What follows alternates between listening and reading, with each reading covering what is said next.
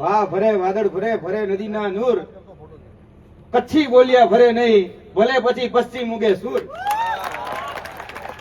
અને એ 118 દિવસથી જે કચ્છના ખમીરવંતા ખેડૂતોએ જે આંદોલન કર્યું અને એ આંદોલનના ભાગરૂપે ભલે વચગાળાનું તો વચગાળાનું એ સમાધાન લાવવા માટે જેને મજબૂર કરી દીધા એ ખેડૂતો માટે જોરદાર તાળીઓ થઈ જાય.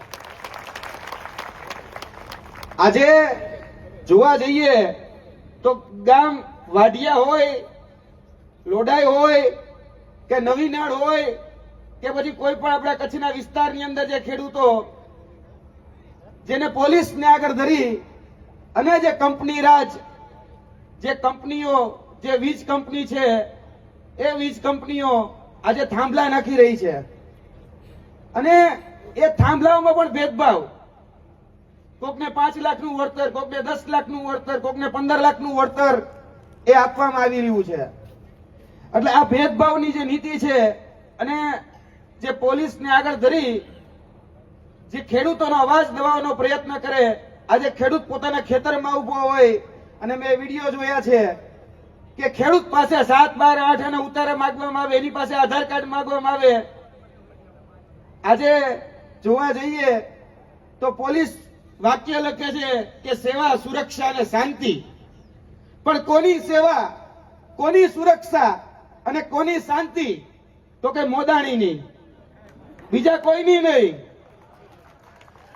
એ મોદાણીનો ગળાનો કહી શકાય કે પોલીસે જે પટ્ટો પહેર્યો છે એ પટ્ટો આજે ખેડૂતોને ક્યાંક ને ક્યાંક અવાજ દબાવવા માટે, ખેડૂતોને હેરાન પરેશાન કરવા માટે અને વગર પરમિશને એ ખેડૂતોની જમીન ઉપર કોઈ સંમતિ લીધા વગર એ જ્યારે એના ખેતરોની અંદર જાય છે અને પોલીસને હાથો બનાવે છે, ત્યારે આ પોલીસને પણ કહેવાનું કે મોદાણીનો જે પટ્ટો ગળામાં પહેરી આ ખેડૂતોને જે હેરાન પરેશાન કરવાનું જે કાર્ય તમે કરી રહ્યા છો, તો તમારે ખરેખર ખભા ઉપર જે જીપી લખેલું છે એટલે કે ગુજરાત પોલીસ, એની જગ્યાએ મોદાણી લખાઈ નાખો તો વાંધો નથી.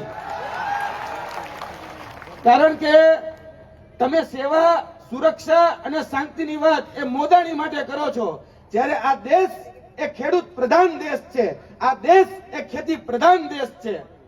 અને જોવા જઈએ તો છેલ્લા 78 વર્ષની અંદર જે રાજનેતાઓ આવ્યા એ રાજનેતાઓએ એ આ ખેતી પ્રધાન દેશને એ ખુરશી પ્રધાન દેશ બનાવી દીધો છે. આ ખેતી પ્રધાન દેશ જેમાં અત્યારે ખેડૂતો પાયમાલ જોવા જઈએ તો આ કચ્છની ભૂમિ ઉપર પણ જે દૂષણો છે એ ડ્રગ્સનું દૂષણ, ડ્રગ્સનું એપી સેન્ટર, ડ્રગ્સનું એન્ટ્રી પોઈન્ટ એ કચ્છથી થાય છે. અને આ જે દૂષણો, આ જે કચ્છ છે એમાં જોવા જઈએ તો દારૂનું દૂષણ પણ હવે ગલીએ ગલીએ જોવા મળે છે. આ પોલીસ સ્ટેશનની પાછળ જ એ દારૂના અડ્ડા ચાલે છે, દેશી દારૂની હાટડીઓ ચાલે છે. મને એ નથી ખબર પડતી ગોપાલભાઈ કે આરી નોટબંધી રાતોરાત થઈ જાય, પણ આ દારૂબંધી રાતોરાત નથી થતી. જો નોટબંધી રાતે 8 વાગે કેમ કહી દે કે આ નોટ બંધ, તો એ રાતોરાત લાગુ પડી જાય, પણ આ ગુજરાતમાં એ દારૂબંધી લાગુ નથી પડતી. અને આજે કચ્છની ધરતી હોય કે ગુજરાતની ગલીઓ ગલીઓ હોય, એક પણ એવી ગલી નથી કે જે દારૂ ન મળતું હોય. અને આ ખેડૂત જ્યારે આજે પોતાના હક, પોતાના અધિકાર કે પોતાના ન્યાયની વાત કરે ત્યારે એને દબાવવામાં આવે. આપણે થોડા સમય પહેલા જ એક નવી નાનો પ્રશ્ન હતો, જેમાં ખેડૂતોની જે જમીન હતી એ ખેડૂતોની જમીન એ મોદાણીએ હડપી લીધી અને એ ગૌચર જે હિન્દુત્વવાદીની બહુ મોટી મોટી વાત કરે છે, રાષ્ટ્રવાદની બહુ મોટી મોટી વાતો કરે છે, એને અને એ સંસ્થાઓ જેની ભગીની સંસ્થાઓ છે એ લોકોએ આ ગૌચરની જમીન ઝડપી લીધી. અહીંના યુવાનો, અહીંના નૌજવાનો લડ્યા ત્યારે ગૌચરમાંથી 400-500 કહી શકાય કે એકર એ પાછું આવ્યું, બાકી તો 6,500 એકર જમીન એ ગૌચરની હડપાઈ ગઈ, એ મોદાણીના ખાતામાં વહી ગઈ. અને અત્યારે એ જ જગ્યા ઉપર કથાઓ ચાલુ છે. કથાથી કોઈ વાંધો નથી, પણ જે ગાયોના માંસનો વેપાર કરતા હોય, એ જે ગૌચર ચરી જતા હોય, એ આખલાઓને કહેવાનું કે આ જમીન, આ ગૌચર એ તમારા બાપુજીનું નથી.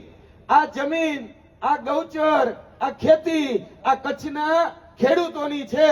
એટલે એની ઉપર જો આંખ નાખશો કે તમારો ડોળો નાખશો તો આ મોદાણીને પણ મોરે મોરો દેવા માટે અમારી આ પ્રજા એ તૈયાર છે. અને આ કચ્છની જ વાત નીકળી, હમણાં જ ગઢવી સાહેબે જે વાત કરી એ વાત સાથે હું સહમત છું. કારણ કે છેલ્લા ઘણા સમયથી અમે આ કચ્છના શિક્ષકો માટે આંદોલન કરતા હતા. ગાંધીનગરની અંદર 34 વખત અમારી અટકાયત થઈ, ત્યારે 24,700 શિક્ષકોની ભરતી બહાર પડી. અને એમાં પણ કચ્છ એ છેવાડાનો વિસ્તાર, અને કચ્છ માટે સ્પેશિયલ 5,700 શિક્ષકોની ભરતી એ કચ્છ માટે, સ્પેશિયલી કચ્છ માટે એ અલગથી જાહેર કરવામાં આવી. પણ આપણે ઓલા કહેવાય ને, અમિતાભ બચ્ચન એક વાત કરે કે કુછ દિન તો ગુજારીએ કચ્છ મેં, કચ્છ નહીં દેખા તો કુછ નહીં દેખા. એટલે મારે એ કેવું છે કે એક વખત કચ્છ આવો એટલે તમને જોવા મળશે કે એક શિક્ષક થી ચાલતી સૌથી વધુ શાળાઓ જો કોઈ જગ્યા જોવી હોય તો એ કચ્છમાં છે. આજે ક્લાર્ક વગરની કચેરીઓ જોવી હોય તો કચ્છમાં છે. આજે તલાટી વગરના ગામ જોવા હોય તો એ કચ્છમાં છે. આજે ડોક્ટર વગરના દવાખાના જો જોવા હોય તો એ કચ્છમાં છે. એટલે કચ્છમાં એક દિવસ આવો એટલે તમને ખબર પડે કે આપણા બાળકોની અહીંયા વ્યવસ્થા, જેને ખરેખર કરવાની આપણે જવાબદારી જેને સોંપી હતી, એ નેતાઓ, એ જન નેતાઓ, જનપ્રતિનિધિઓ પોતાના શહેજાદાઓને સેટ કરવા માટે આ ખેડૂતોના ભોગે, કે આ જે પ્રજા છે એ પ્રજાઓના ભોગે એ ક્યાંક ને ક્યાંક પોતાના શહેજાદાઓને સેટ કરી રહ્યા છે. એ તમે જાણો છો કોણ છે.